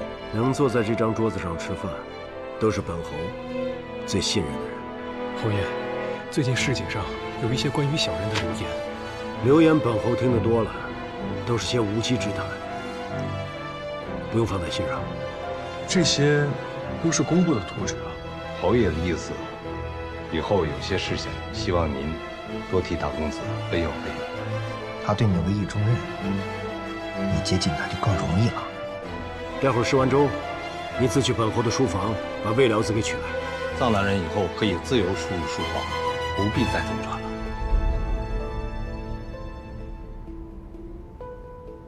所以平津侯在试探我，他让我自由出入财库、书房，只是为了降低我的戒心。你现在冷静下来，一切都想得通了。平津侯仇家众多，你如今是他的贴身幕僚，他就是想看看你在强压之下是否会有异心。不要把他当成莽夫，更不要觉得他是你可以轻易算计的。他死了，你也必死无疑。杀了平津侯，就是我活在这世上唯一的目的。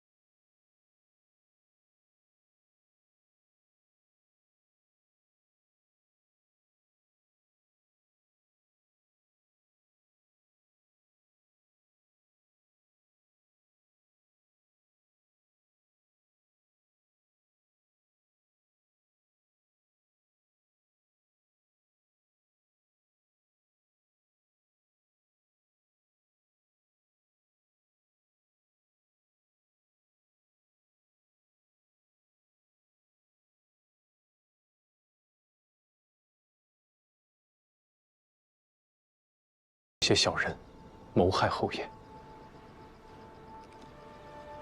是小人刚愎自用，心想着区区鼠辈玩弄把戏，小人1、2日内便可以找出此人。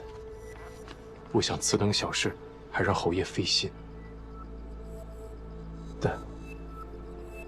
但小人无能，查了2日一无所获，眼看着扇子上面的3日之期将至。小人怕来者不善，万一真的有人要加害于侯爷，所以特来禀报。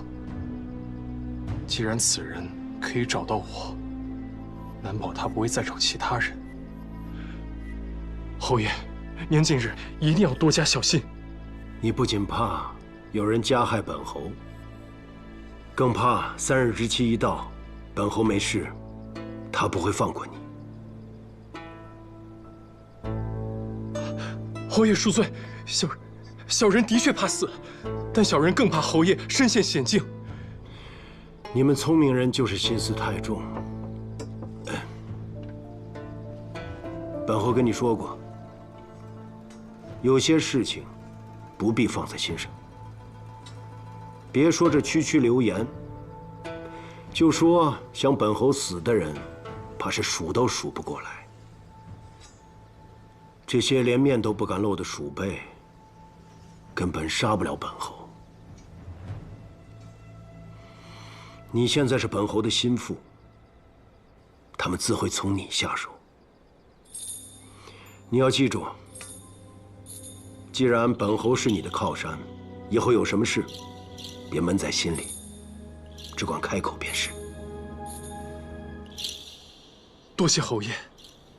那这事儿，行了，你先回去。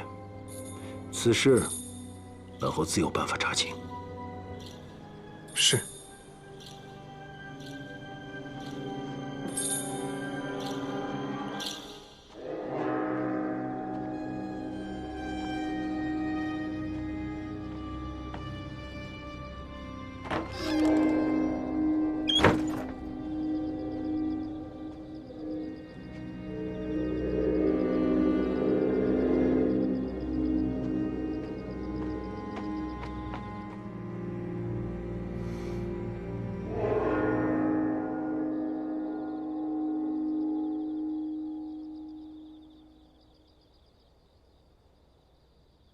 杀了平津侯，就是我活在这世上唯一的目的。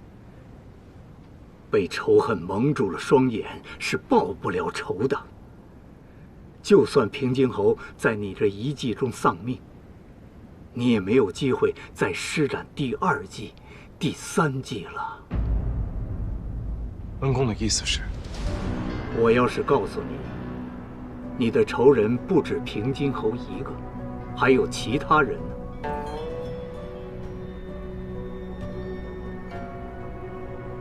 我在京城打探多年，了解到当年蒯家灭门之事的幕后主谋，除了平津侯之外，还有另外2个人。这3人要抢夺你父亲从东夏带回来的那样东西，所以你的仇人不是1个，而是3个。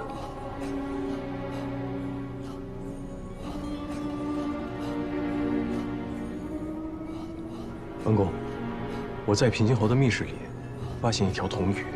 铜鱼？是灭门当晚，我亲眼见到他从我父亲身上拿走的。但在我的记忆里，有3条这样的鱼连成一环。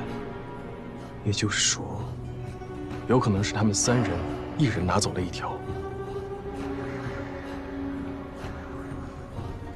他们是谁？一个是当朝司礼监掌印太监曹敬贤。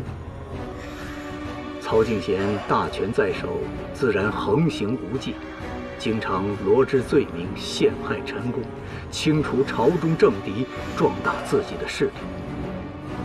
平津侯放纵渠交，凌钱杀人，你可知言官们弹劾他的奏本，为何都进了侯府？是曹敬贤给压下来的。他们俩里应外合，官官相护。那另外一个人是谁？这些年，我一直好奇一件事：原本没有交集的2个人，竟然在一夜之间结成同盟。10年前，平津侯从东夏返回京城，当晚，他和曹敬贤都离开了各自的府邸。第2日，蒯家就遭遇了灭顶之灾。我想，他们一定是去见了第3个人，但这个人藏得太深，我一直找不到有关他的线索。你方才说的铜鱼，验证了他的存在。请恩公告诉我应该怎么做。如果是我会折服，静待时机。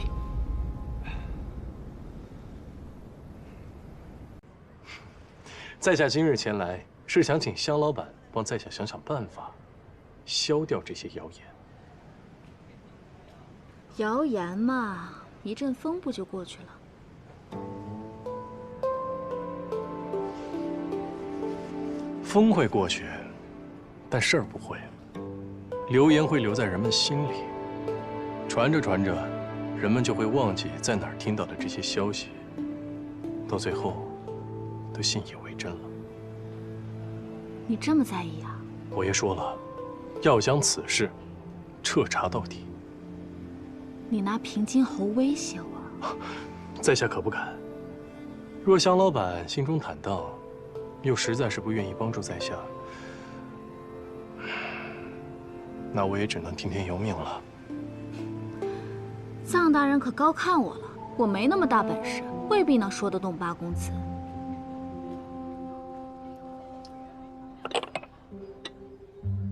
你一定能请得动他。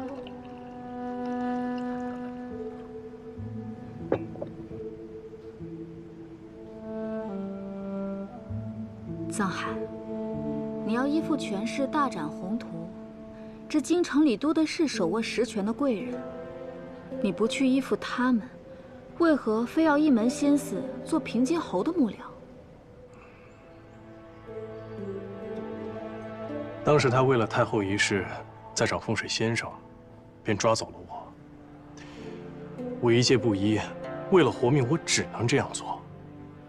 就好比溺水之人，在湍流中抓住一节浮木，只为图一线生机。只不过，我碰巧抓住了一棵参天大树。依我看，不是他选择了你，而是你选择了他。香老板似乎也很在意吗？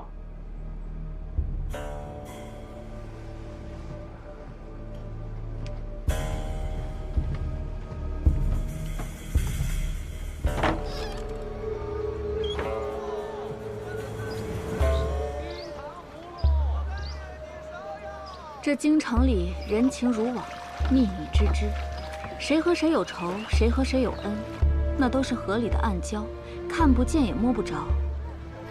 只有船撞上了，才能知道。说得好，在下记住了。不过您放心，我不会与你为敌。咱们俩想做的事儿，并不冲突。冲不冲突不是你说了算的。香老板，不妨静观其变。我就在京城，接受你和所有人的审视。谁要看着你啊？将来你是好是坏，和我有什么关系？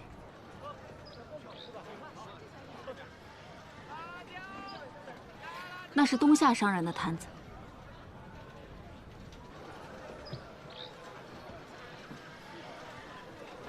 东夏和大幽贸易往来原是平常，只不过京城的生意不好做，又时常有都尉司盘查。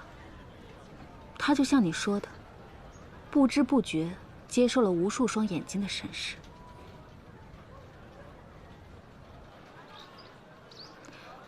算了，刚才你把自己说的那么可怜，我若是不放过你，岂不是和都尉司一样坏？今日的礼物让你破费了。我会替你好好求求八公子的。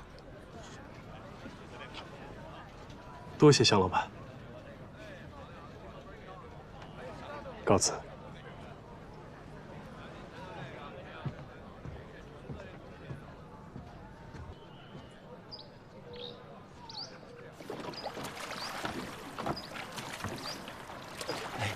公子要买些什么？随意看看。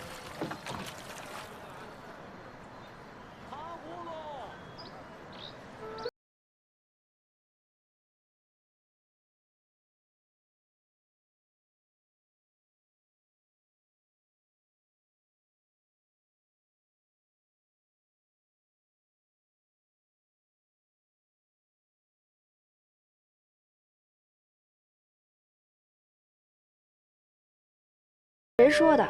想让他卷铺盖滚回老家，做不成卧龙凤雏的。我看不透他，听他那意思，这流言倒让平津侯对他多了几分信任，真是个奇才。你这还惜上才了。既然他不听劝，我又何必强求？咱们走着瞧，好戏还在后头。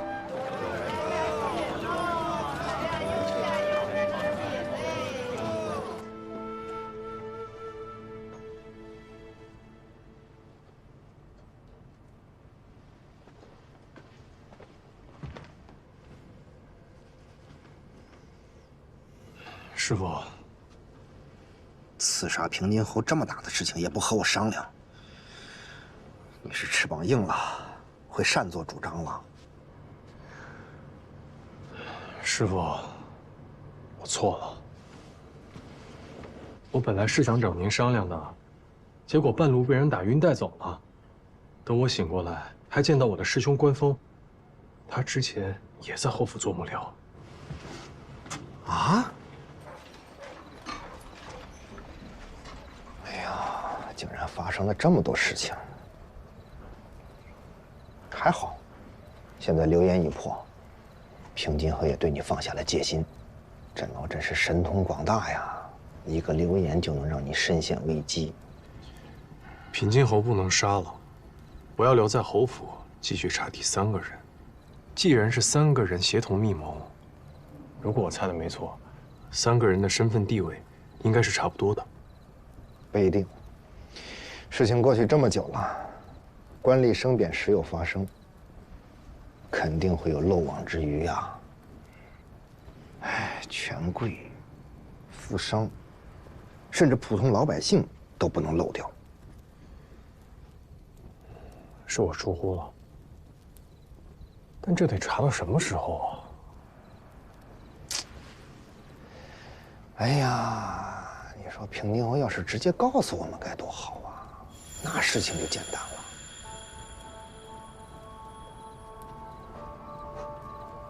师傅，你说的对。哎呀，我还跟你说笑呢，你还当真了？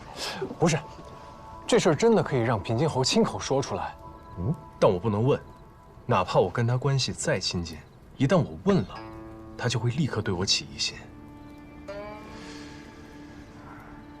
所以，我需要一个人，一个可以帮我打探消息、打开平津侯之口的人。那就得是他身边最亲近的人。大夫人蒋襄，贵族出身，自视甚高，你就算对他有价值，他也会把你当狗使唤。庄知府也是一样。况且我如今锋芒太盛，杨真、菊娇都因我而死，他们肯定不会轻易相信我。哎呀，这么说来就剩下一个人了。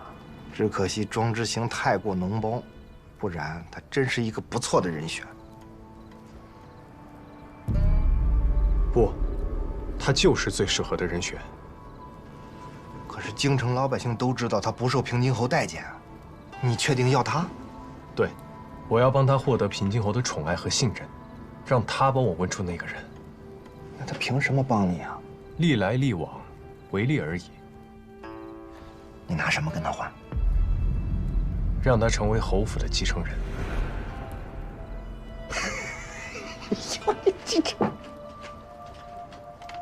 庄知府是侯府嫡子，庄之行就是烂泥扶不上墙，他拿什么去争啊？这就是因为难，才能让他动心啊。我帮他上位，他帮我问出平津侯的秘密，很公平。而且我听说他生母以前是平津侯很宠爱的一位淑人。但是母子2人后来渐渐被冷落遗忘，这样的落差可不是寻常人能受得住的，所以我相信他不会拒绝。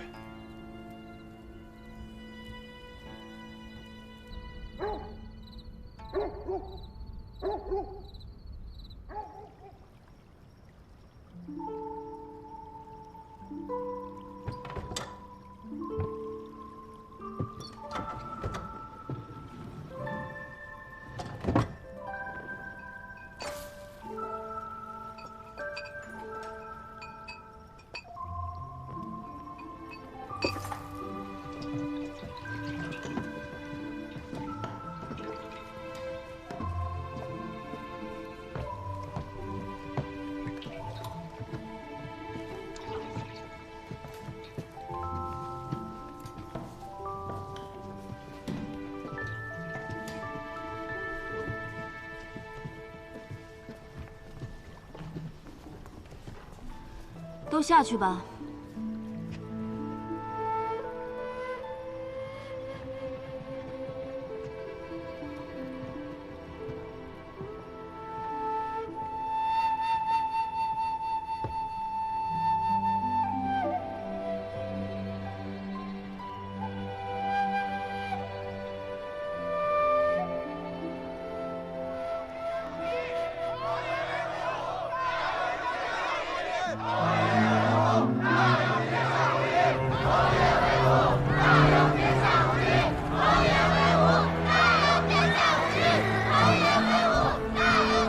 宣东夏郡主觐见。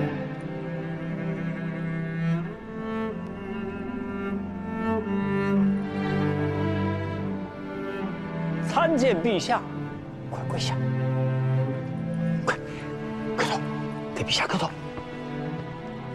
东夏小儿不懂规矩，陛下勿怪。无妨，自有大庸礼官规训。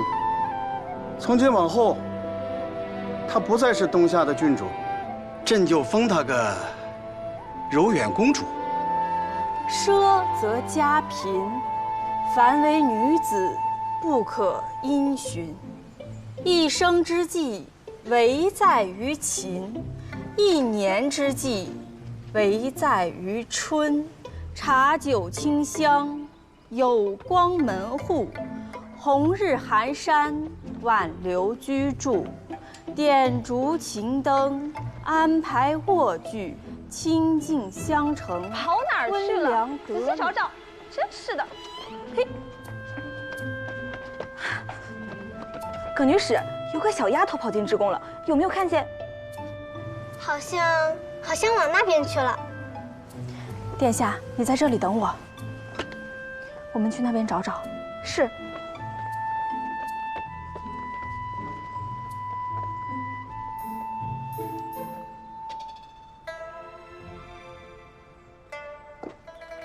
他们走了。你怎么没告诉他们呀？你又没做坏事，干嘛告诉他们？溜进来不算坏事啊。对我来说，溜出去才叫坏事呢。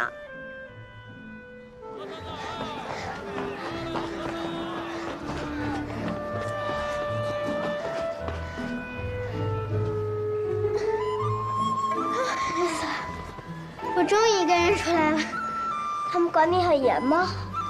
是啊，我出门都会有人跟着，不让我随意和别人聊天。你看，你今天不就自由了吗？只要你愿意，我办法多的很。那以后我们经常一起出来玩。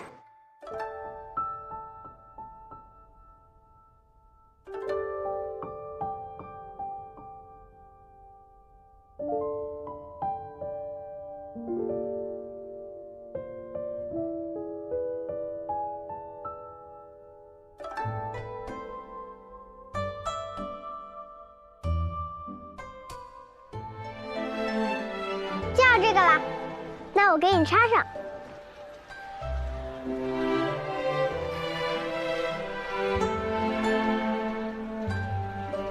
我看看，如何？感觉还是不够好。那就去下一家吧。嗯。怎么样？你今日功课做完了吗？女史讲的东西，这么多年翻来覆去就是那些。什么大庸的礼仪啊，大庸的国史，听得我烦都烦死了。哎，难为人家了。好了，今日要给我说哪段啊？好，我的公主殿下，你想听什么呢？是缠绵悱恻的爱恋，还是荡气回肠的恩仇啊？那我今日就要听东夏的故事。好。那我就给你讲一个关于东夏歌姬爱上大庸秀才的故事。骗人，根本就没有这个故事。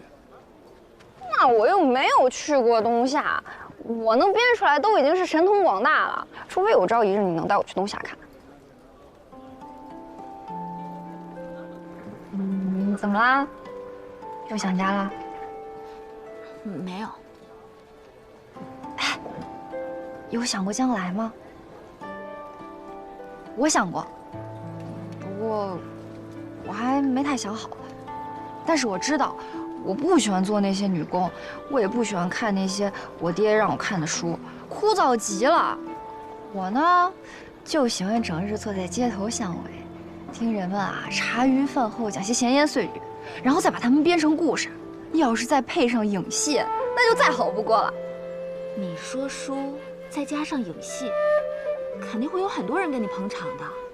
到时候一天下来，打赏的铜钱就不计其数，我就拿个布袋子跟在你后面收钱。你这个财迷，你看看你，哪还有点公主的样子啊？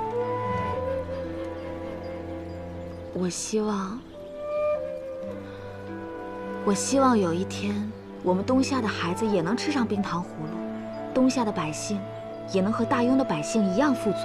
我相信，东夏有你这样的公主，一定会有那么一天。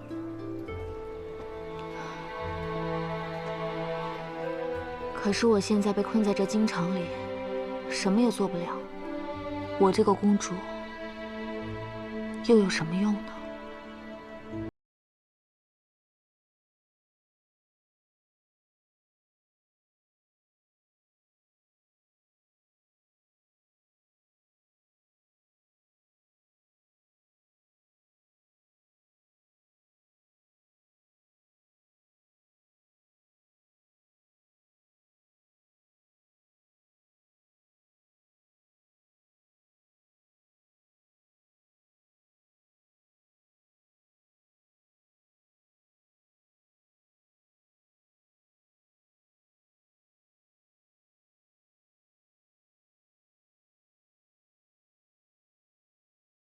怎么今天这么冷清啊？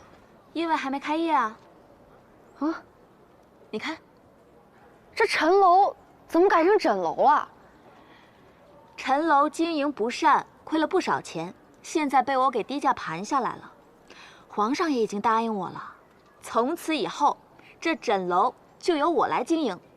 皇上答应你经营枕楼，你就别问这么多了，这就是本公主的地盘，带你看看啊。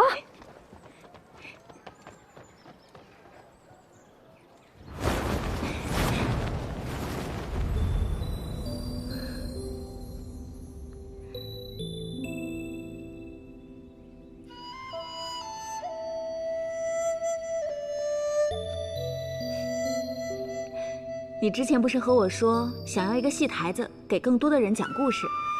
以后这个地方就是你的了。我要让全京城的人都知道你，我要让他们都来听你讲故事。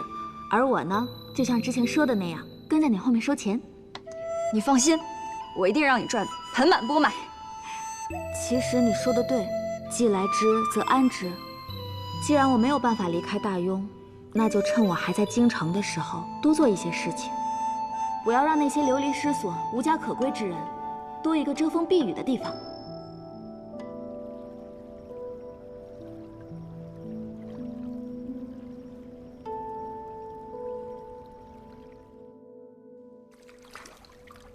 哎，知不知道，这平津侯家的二少爷又在枕楼债台高筑了？这厮有多少？光这个月900两。还真是个败家子儿啊！我听说，这吃喝嫖赌样样精通，这个家早晚让他败光，是吧？来，飘嘛！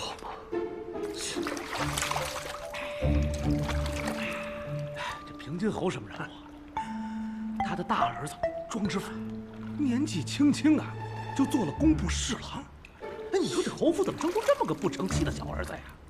给那个侯府的脸呐，都丢尽了！丢尽！来吧，我看你们真是吃了雄心豹子胆了，敢在这个地方胡言乱语。不是我说你谁呀？跟你有什么关系啊？我倒觉得二公子挺好的呀，他反倒像年轻时候的平津侯，不见得比不上大公子。庄大公子文能治国，前途无量，那庄之行拿什么跟他比？是。告诉你们，庄之行身上有的可是平津侯的血脉，是先将军庄牧的孙子，庄家世代将才。庄二公子现在啊，只是不显露山水罢了。假以时日，一定可以名扬天下。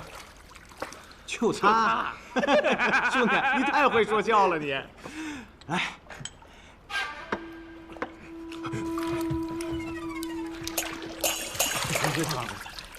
庄二公子，您怎么来了？我不能来吗？我不能在这儿吗？没事，你们继续。庄二公子，我们休息完了，您泡。对，您泡。走。哎呀，要不要找人治治他们？京城啊，瞧不起我的人多如牛毛，治不完的。上次叫你来跟我一起泡，那么见外，今儿怎么自己来了呀？在下出身贫寒，没见过世面。上回听了庄二公子对这药雨的一番褒奖，这心里就惦记上了。最近疲于案牍，就抽空过来缓解一下，让二公子见笑了。那你今儿可来对了。今儿这温泉水里加了红花、丹参和当归，有活血化瘀之效。你方才替我说话，我要谢你。这顿早，我请了。多谢二公子。来。哦，舒服。你也看到了，京城的人啊都看不起我，臧大人怎么这么看得起我？哎，金陵岂是池中物啊！我第一眼见到你，就知道二公子绝非凡人。你好奇怪，这话不应该对我大哥说吗？